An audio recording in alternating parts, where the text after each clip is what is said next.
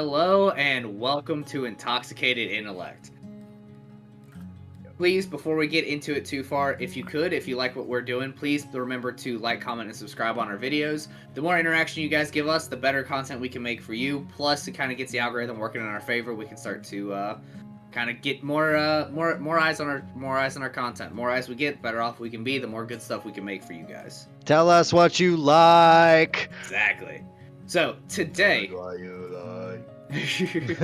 my name is Ben. I am joined by Jack, Justin, Hey. and Brady. And I'm going to toss it over to Justin to kind of give us a quick rundown of what the goal is for today's video, and we'll get it moving.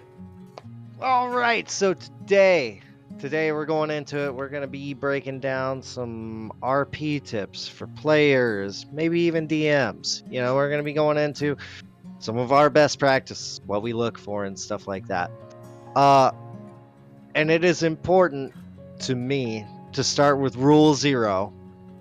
So you're playing with your friends, or you should be, or people that could be your friends. Yeah, or Rule even just 0, just before we go into anything, the one overarching thing, don't be an asshole. Just don't be argumentative, don't be contradictory, don't fight with your DM. It's just the people at your table are other people too.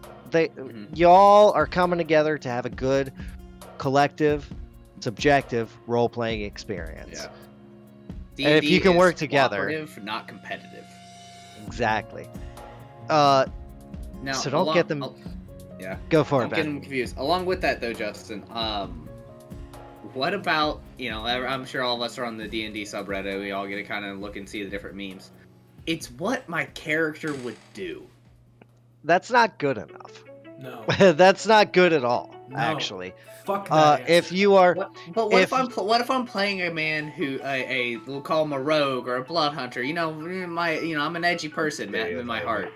I'm playing this person and I really, maybe a little bit, and I really, he hasn't been able to trust anybody his entire life. He finds all these randoms. He's supposed to go on adventures with them. How am I supposed to trust them? My character wouldn't trust them. Justin, I'm It's letting fine. you answer this one. That's fine. You're in this adventure because you want to go on an adventure. So first off, don't say, oh no, my character wouldn't want to do this. My character wouldn't be doing this. If that's the case, as many other people before me have said, roll a new character. Mm-hmm. If your edgy rogue or whatever doesn't feel like going on this adventure, maybe you should find another one. But Along with that, your character needs to cooperate with these people. If you're going to play an edgy character, the biggest reason to tell this story, to tell whatever campaign you're in, is so that edgy, untrusting character can learn to trust the people that he's at the table with, that he's adventuring with, he or she, they need to integrate with the group. It doesn't matter if you're edgy and you like to hang out and twiddle your dagger in the corner of the saloon while everyone is talking to the guy at the bar. That's fine. Just don't be crappy to your other people. Okay. Help them in combat. Yep, you're back. Like, describing what your character would do is your role as a player, right? Determining roles as the DMs. But the What do you mean by biggest that? thing is, so you determine what you want to do. You tell part of your story. I want to, even if you're this edgy character, I want to walk inside and I want to immediately slink over to the corner. And I want to start talking to someone in this corner booth and try and find out some things. It's like, all right, well, I'm immediately Go for going to it. have that player, since they said slink, I'm going to have them roll a stealth check to see how unnoticed they are getting to this table. And then as far as this conversation goes, they're going to have to roll a charisma check right away. Is this character even going to want to talk to him? And if so, to what extent? and that's a great example. Just talk about what you want to do. I want to walk in. I want to burst the doors open, and I want to walk straight up to the bar, and I want to talk to the bartender and ask if they've heard any sultry rumors recently. Roll Yeah. Is that an intimidation roll? Roll intimidation. See? Yep. See, like, you're coming in grandiose fashion. What's There's up, nothing Jack? you can do. Well, it's what my character would do. In a lot of senses, are a bad thing. There are ways to make it a good thing. Entirely fair. Pick a character from fiction, because those are usually pretty fleshed out in how they act in certain situations. The cat. Characters Yeah, have play it writers like for that. a reason. Cat in the Hat. Cat in the Hat, or Captain Jack Sparrow. He's pretty fleshed out how he acts in most situations, and if you try to act like him, you can say that's what my character do, because you're not an asshole doing it, if that makes sense. Right. There's no Jack reason Sparrow was to. still cooperative. Yes. Yeah. Right. He still had a crew. He still. You had know, code. he still had his second still in has a command. jar of he dirt. still had. I got a jar of Always got dirt. the jar of dirt. I guess what's inside it. I got It doesn't matter. It doesn't matter how edgy or how shitty your character has been in the past. There is no reason to be shitty to someone that you're trying to. And those edgy characters should be trying to turn over a new leaf, trying to start a new life, things like that. And along with that, you can create a lot of, really generic kind of characters: the edgy rogue, the horny bard, the lawful good paladin. But there's no reason to stick into those either. You can break the molds. You could do it in certain ways. I think of Agdar. Agdar is the drunkest goddamn paladin I've ever met. And that's So Tarkal drunk- talking. So drunk he got otherworldly godly powers from a god of drunkenness. Yeah. Right? He got so drunk he got holy powers. Yeah. You can work it in right. You can change it. I play Tarkal. Tarkal doesn't really try and seduce anybody. Mhm. And I make it that way. And as there's, a DM, there's it is very refreshing to run a campaign where the bard doesn't try to seduce every breathing creature they run into. It gets exhausting after a while. right. What the warlock does. Yeah, that's how you flip the script. Horny warlock. Yeah, The horny warlock. Horny You'll never cleric, see it guys. coming. Horny cleric. Pray as your deity. It's it's the goddess of fertility, right? Yeah, Oh, yeah. that sounds about right. Fertility, so as far as just kind of a general question to the group here, as far as when it comes to describing what your character would do, talking in person or saying like let's look like Eldwin does this or Burry's gonna go do this, versus say like Justin playing Tarkal, it's very clear like when he's Justin, he's speaking in Justin. When he's Tarkal, he's got his Tarkal voice on. What's your opinion on voices versus third-person narration? I will say on that one, voices, if you feel comfortable doing them, go for it. They help create that connect and disconnect of who's talking. Or if you're not comfortable doing it, that third person is a great way to let your DM and other players at the table know that, hey, my character is getting ready to do this, not me.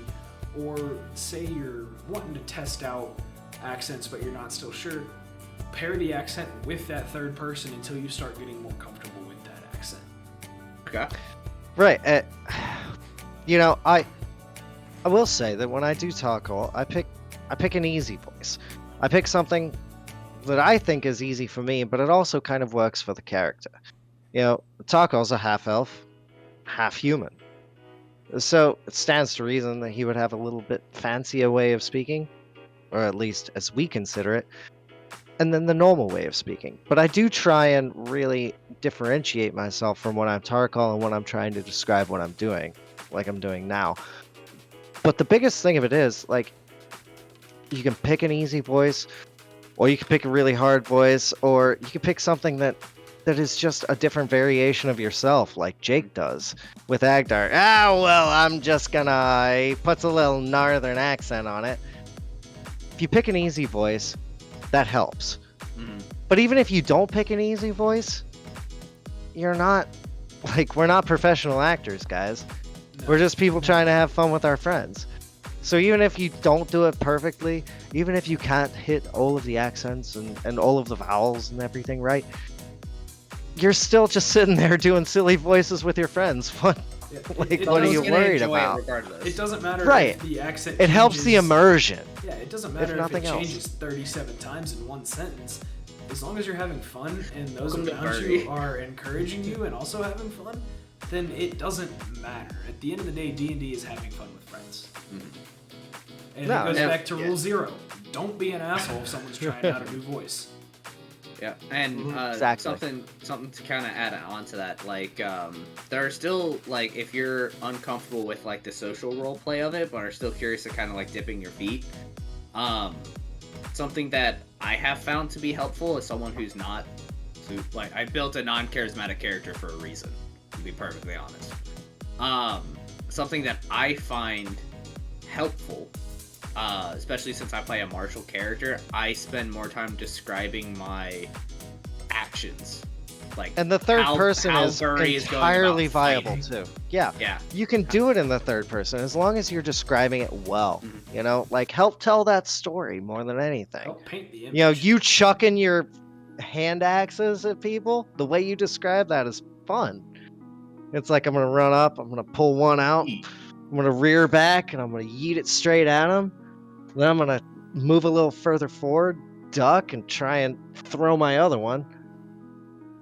You know, it's all a matter of just being descriptive as well as what you're doing. That's gonna help, like we saw a little bit earlier with the DM determining what to roll you for. And it doesn't have to Yeah. be the most colorful description in the world, as long as you're getting the point across of what you want to do, and in your mind, the words you're speaking are creating an image for you. Leave it up to the other people at the table if what you're saying creates an image for them. It doesn't matter as long as it does for you. And Imagination. that continued mindset will eventually help you branch out into those more colorful descriptions. But you gotta work, And- you gotta focus on the basics first. yeah. And something that, you know, I don't know how much, I know you read books, Brady, Justin and Jack, I don't know how much, I know you guys are more Comics. into, like, Jack, you love your ebooks. I don't know how you read those all day. Comics. My brain would break. Comics, bro. Comics, fair enough. But if you have something that's just vocal or just words, what have you, no matter what you describe, I'm gonna imagine the saying of Burry's gonna pull 2 axes out of his belt. As he's running, he's gonna throw one, pirouette, and chuck the other. That pirouette, or the setting he's in, how he looks when he rips the axes out, how he does all that, every single person here, even on that simple of a description, imagined that situation differently. Yeah. And It's the beauty of subjectivity, you know, like everyone gets to see it in their own minds differently. And yeah, even if you weren't happy with a description of a movement or a particular voice or something like that, just the fact that you have tried it, you've created something for someone to latch onto, gives so much more immersion in my opinion, to your game than just saying, I throw an axe, I throw my other axe. I got to I see go a this way. rock man, a stone man, stand up on his toe like a ballet dancer and turn just so quick in between axe throws. That's what I got. You know, you can share that at your table. The DM has their own interpretation for it, and that's part of leading into that. You A know, lot you of- tell your half, and then the DM tells the result. Yeah, because a lot of times your DM is going to take that description you said, and then based on the result of the roll as well, because obviously more than likely you're going to describe what you're doing before you're going to make that roll. Mhm. So then based on how that roll turns out, your DM can take what you said as your initial description and build onto that what happens after the roll takes place. So with Ben's, you throw your one axe, then you take the other one, pirouette, and throw the other. Let's say the first one misses and the second one hits. As the DM, okay, well, as you're throwing your first axe, you kind of just misstep and it goes wide on the target. Then you come around, pirouette, chuck the other axe. Your sight restarted, refocused, and you drill him dead center. Like, just those kinds of things, taking what the player said first and then adding on to it without changing the aspect of what they said. Right, That there's the being said, mechanics don't of what they said. over-explain. Don't Yeah. over-explain what you're doing. Yeah, A quick simplicity 4 is or your 5 friend. words, and then Yeah. you're done. It's still combat encounter, and those should move quick. Yes. Well, and I don't will think this say- is. Go for it, Justin. I don't think this is exclusive to a combat encounter either, because I think that knowing just a bit about where you come from, like, you know, the way you'd introduce yourself to a stranger at the bar, for instance. So, you know, like, well, I'm Tarkal. You know, I play music. I wander from place to place, and you know, I just happen to find myself here. You know where you come from. I'm from Baldur's Gate originally. You have a little bit of a backstory, but you don't necessarily need to flesh it out with every single detail. I think that's going to lock you in to really playing it too narrowly. Too cramped. Yeah, too cramped. If you have sort of a looser backstory, like you know where you come from, you know what you're looking for, you know why you're adventuring, and you know who you are. Some would Yeah. say you're a man in a box. I am the man in the box. Pay no attention But to you the can- man behind the curtain. But I think what's important is to remember, like, we get into D&D because we have very, very wide imaginations. We think of these things for these characters, like, what could they have done? How could they have gotten to this place? But I think it's more important to remember that what you'll do is more important than who you are. You know, like, or how you got there. It's the adventure that you find yourself in where you should find your best glory, the most glory, and become exactly what you're supposed to be That leads me into as that character. one question for all three of you as players. How do you take what you know about the campaign versus what your character knows and make it so that their actions only reflect what they know? I.e., how do you go about not metagaming while still trying to play your character to the best of its role-playing ability? It can be difficult, I will say, as someone who has DM'd for his friends and is now being DM'd by one of his friends. As a DM, you have all these, as DM, you have all these fun ideas, and you want to share them with people. But the people that you want to share them with are at your table. They're the people that, you know, that are going to be, like, you want to surprise with your stuff. You know, I'll talk to people at work all the time about things that happen in D&D. They'll look at me like I'm an insane person. Me too. Right? It's great. Some of them are super interested, and I love that. I love that energy. But, it can be tough if, like, I'm talking to Brady, and he's like, oh, dude, I got this great idea for something for Tarkal to do, or for Elduin, or what have you. It's not about my character, so he can give me a little bit more information that he would say Justin or Jack. Right. But the big thing for me, as far as what Burry knows versus what I know, is in how I take my notes. The notes I take notes on. You'll see me in my book constantly if you're watching the videos. I'm He's always the writing most stuff down. the most diligent note taker at that table by far. But I will label or bracket or things that, like, okay, I take these notes because I know Jack's not taking notes, but I know he's getting information that's important. So I'll write that information down, and then I'll bracket it, and then I'll put Elduin, or E, or just Jack, or what, like, put something next to it. So I'm like, this is information his character knows. I don't know this. As soon as he tells me, I erase that bracket. Now it's information that Burry knows. Or if there's information where, you know, I overhear this, I might put, like, it's not for sure. It's not anything like that. Burry has an idea. I may know for sure, but I'll put question marks on things. I'll use my punctuation in order to kind of guide what Burry knows, how Burry thinks through all To this really information. accent it, yeah. So my note taking is how I manage it. How about you two? What you guys know versus what your character knows? I try to play a really stupid character, but I play a really charismatic character. It doesn't work out all the time. Well, no, I kind of know what you're saying. Like, I mean, it's already become common knowledge that you don't take notes. I do I not take Jack. have the attention I take span. Jack's notes. It's Yeah, fine. yeah. And as someone in the in between, one who goes back and watches what we've done in order to catch himself up on what Tarkal knows. but still someone who looks forward into like all the lore of the Forgotten Realms and tries to actively avoid spoilers for the campaigns I know we're gonna do. There is a disconnect for me, and that comes with, it's a lot. It's very similar to the Tarkal voice and the Justin voice. Is that I try and turn it on and turn it off. And then if I find that it's on while I'm Tarkal, luckily as a bard I can chalk it up to legend or rumor or things I've heard as I'm traveling. And there's still ways you can do that. Like you can let people in your campaign, I don't know for sure. And it's at the DM's discretion then to either take it into nothing or, really twist you on a dime and take you in a new direction, or to kind of validate those rumors. And there are ways out of that. There are ways out of the crossover.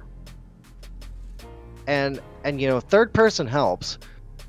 And speaking in third person while speaking in first person with, describing your actions and then describing how you're speaking does help as well. But that's just if you can do the mental shift. I don't expect everyone to do that. Speaking of your notes, I have your notes from the session. They all fit on this side of or this piece of paper, and they don't even fill up the entire sheet. Yeah, my notebook is like. Oh yeah, those are mine. I feel like 2 pages these are that yours, day. Justin. I'm aware. But along with what Elduin was saying, Tarkal is dumb. He does not have intelligence. He is also not very wise. So he hears these songs. And shamefully, here's a clue into behind the scenes. I play Tarkal too much like I play myself in real life. So I really have to distinguish. I learn a lot of songs that I fucking forget. On guitar or sing. I can remember lyrics, but I learn a lot of songs on guitar that I just straight up forget. And so like it's really fun to play it, and there are always going to be aspects of yourself that are in any character you make. You're always going to want to feel viable in one way or another at the table, whether it's min-maxing well and having like being the strong stupid barb that just tries to move everything, just moves everything like there's a stone in our way. I've got this. And then there's the other aspect you can play where you have all the charisma. And I think playing to your attributes can kind of help you out. Like you create this character, and these attributes are solid things that we try and understand. We understand what they mean in the context and mechanics of the game. But I think it's important to step back and realize what they mean as the character as well. I'm not strong. There were times like in one of the first episodes we did, Tarkal wasn't stepping in on a fucking strength check. I'm gonna get a -1 to my modifier. Why the hell would I do that? I'm gonna let someone else pick this shit up for me. My bones are half hollow. I don't know what you want. But then we've got like 3 charisma casters in the party. Yeah, we do. Tarkal's a bird. No, that was no one. That was an unfortunate monk. Right, that was a very sad bird man. Monk Shrek. Yeah. But then we've got like 3 charisma casters in the party. And Jake steps up. I guess 4, really. Yeah. We've got 4 charisma casters. So and then you have Burry. We didn't do a session 0 we're essentially Gob or from Adventure Time. We've got 4 faces that we just kind of rotate around. You guys can talk your way out in and out of any situation you can come up with. It's just how much knowledge is actually going into what you're saying. Yeah, we don't know shit. We're the dumbest box of rocks. Coming from the Rockman, we're the dumbest box of rocks this side of Icewind Dale. There's someone that knows rocks. No, but we try, and we explain it away, as I just did. Yep. But take good notes. It'll help everyone. It moves the story along too. Even though I took only a half a page of notes, something like that. Never will. Yeah. And We're lucky in this aspect because we've got video evidence of what happened. Yeah. Don't Yeah. watch, please watch it. Please, I thank you. Watch it. But I've lived it and then I've watched it like twice now. Just take notes. yeah. And Notes help. and I had to catch myself up for the last session. We had a bit of time, as y'all Yeah. know. But it moves the story along, and you'll see coming up this next session we moved so much quicker just because we did knew get what shit was done. going on. Yeah. You want to accomplish stuff, you want to Pay hit attention to that, what your DM's giving you. you want to level up, Yeah. play the story written. Yeah. Yeah. Now, that being said, it is still fun to go off, like, if you guys have a fun idea. That is all well and good. That's part of this game. is being Tangents able are to, great too. Yeah. This is a great tangent, but you can't spend the entirety of your gaming time doing tangents. You Y'all have to, you as a party, regardless of whether or not your DM prepares, your DM wings it, your DM does somewhere in between, because there's DMs of all kinds out there. Regardless of how they go, there is still a direction that they are trying to get everybody in. Purely, or they're trying to let you guys find your own direction. So if you're gonna pick something, stick to it. Don't go Like, you'll changing notice, it like, every yeah. session. You guys noticed, like, Chasing admittedly, the first several sessions that we have recorded, we're all over the place. Well, truly chaotic It's at just its core. All over the place, and we got nothing done. What then? When you have a goal, when you have, like, all right, we have something we can latch onto. This is the big problem. Let's go. Let's follow this. Let's get it done. So much can happen so quickly. We got across half of Icewind Dale in about 2 hours last time. And learned more about what the fuck's going on than you have in the last In year months. of play. We Yeah. should have finished the Icewind Dale like 3 episodes ago. Yeah. Probably. Yeah. Yeah. We're not even halfway through it. But like I think something. Go for it. Yeah. Hold on. I think something we didn't touch on is to think about your alignment spectrum in terms of Oh, how you yeah. play the character as well. Yeah, and that goes along with attributes. That goes along with like all your skills and stuff like that. These Like things for a reason. right. They Like, add there's- flavor. There are some lawful good paladins that will not leave an undead standing. You Yeah. know. And there is something to be said for that. And if there's something to play it that way, we're all chaotic in different Right. aspects of it, so we can really. Is there even a lawful alignment in the party? I'm not. No, I think I'm neutral. I don't I'm think there whatever is. neutral good is. If neutral good is That's- neutral good is a thing. Yeah, I don't know. that's a good that's a I thing. think that I don't care about the Agdar law. I care about follows. the people. I think that Agdar follows a code, but not a law. Yeah. He there's may be also like a that. lawful neutral. Is There is is also the that. best I'd put it. Lawful doesn't necessarily mean you follow the letter of the law. You You follow follow the your letter own of law. a code. And when it comes to, like, if you think about, like, lawful, neutral, evil. Lawful is very, not strict when it comes to their, like, into the letter of the law.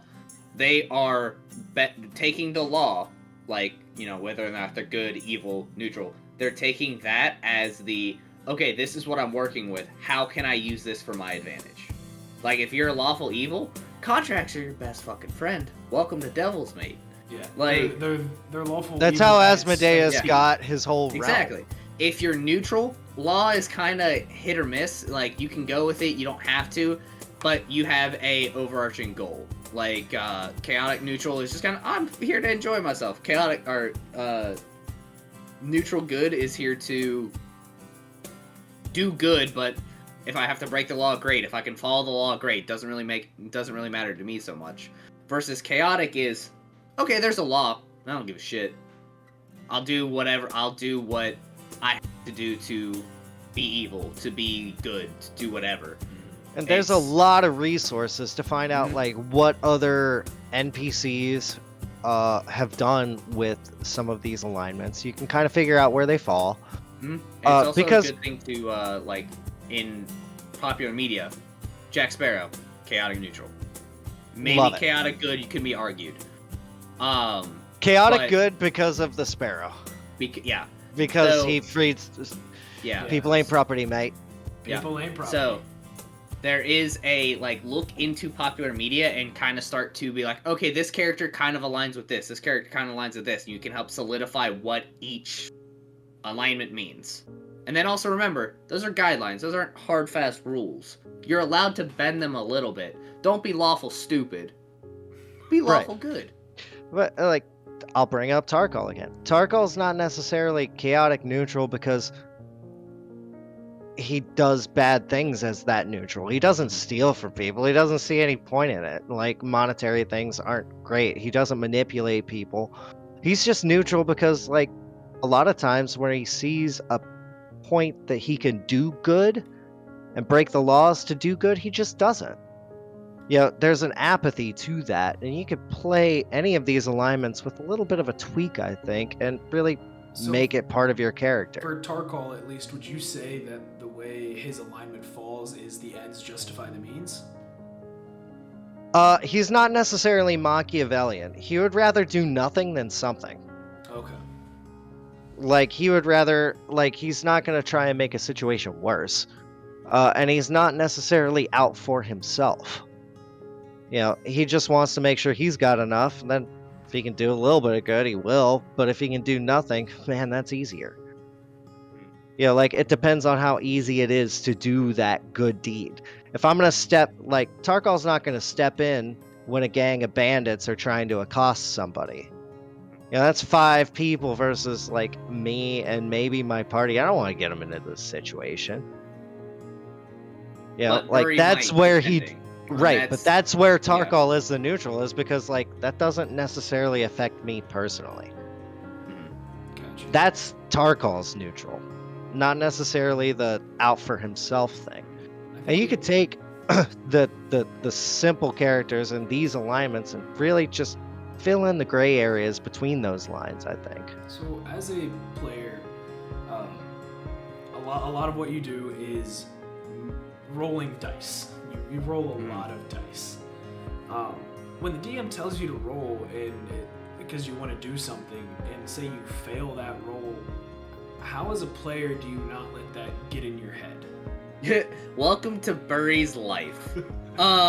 Burry's Life. Can I Yeah. have a real quick Yeah, example? go for it. If you've seen the one shot where we do the PvP combat, the way my monk went down was very sad, and I did not handle it well.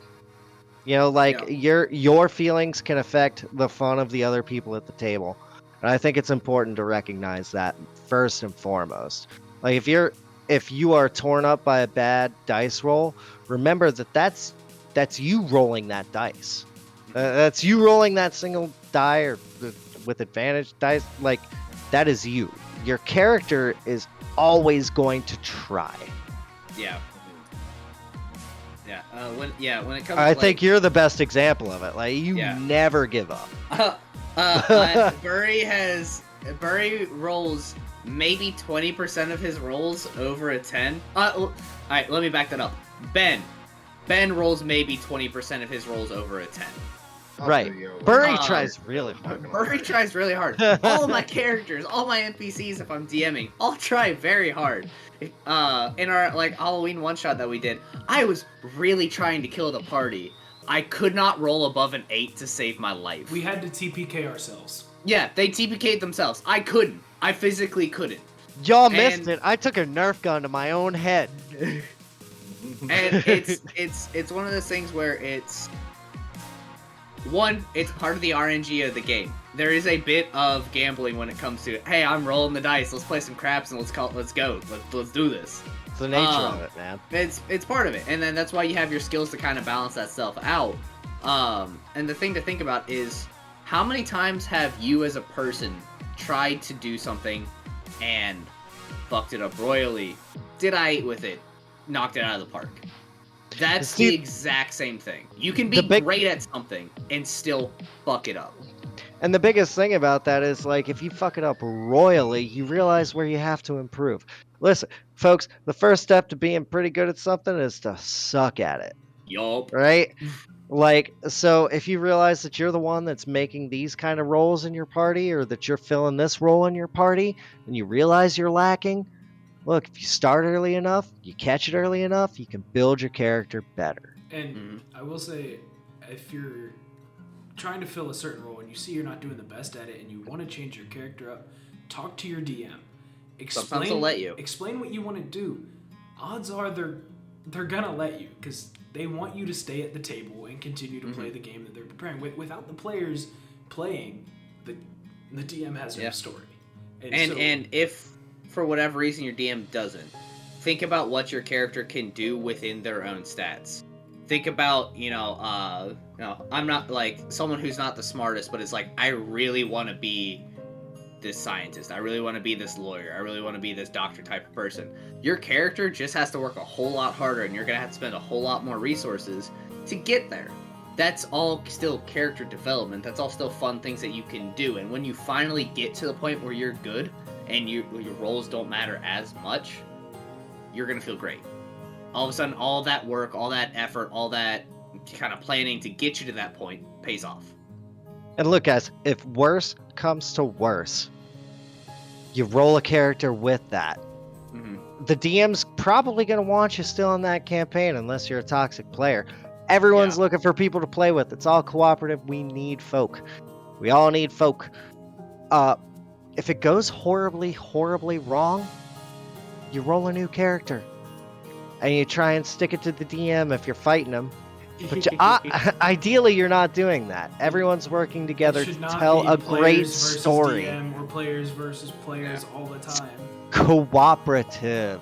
So go for it, Jack. Go. No, go ahead. No, you go for it. I'm Trust gonna wrap me, up. you want to go? I was gonna wrap up. Then go for it. You take it. And on that note Let's of take it. cooperation, which we didn't do here, we'll see We're you out of next time. Make sure you leave guys. a like, comment, subscribe, and we'll see you guys in the next one.